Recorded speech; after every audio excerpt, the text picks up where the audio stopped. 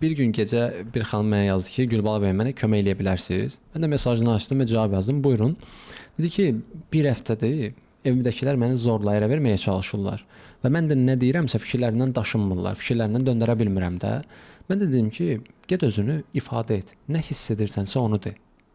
Xanım dayandı ki, sən nə danışırsan, nə deyir? Mən səs atıb ki, mən deyirəm ki, bir həftədir daha mənə ərə verməyə çalışırlar. Hər şey demişəm. Sən mənə deyirsən, get özünü ifadə et. Nə hiss edirsən onu de. O nə deməkdir? Hər şey demişəm də mən. Dedim, yox, sən nə düşünürsən onu demisən. Get indi nə hiss edirsən onu bu şəkildə de.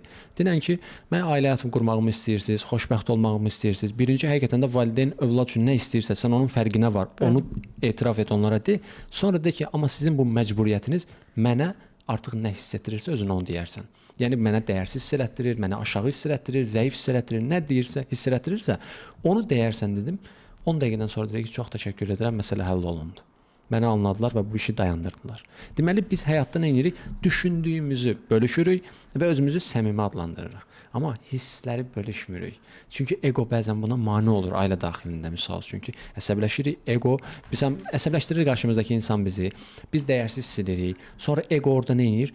İçimizdəki o dəyərsizlik hissini qorumağa çalışır ki, açığa çıxmasın. Bir dedik axı şuracı həmişə bizi qorumağa çalışır. Amma biz bunların fərqinə vardıqca artıq özümüz oluruq. Baxın, yaşadıqlarımız bizim o həqiqi mənliyimizi pərdə arxasında saxlayıb. Mən o keçən verilişdə sizlə videoda orada dönüşüm kəlməsindən istifadə etmişdim. Səbəbimsə sizlə olan çəkilişdə idi. Orada bir rəy yazmışlar ki, dönüşüm nədir? Mən onu kəsib paylaşmışdım sosial şəbəkədə. Dönüşümü anlamadım. Dönüşüm nədir? Niyə? Çünki hamı dəyişim sözünü istifadə edir axı.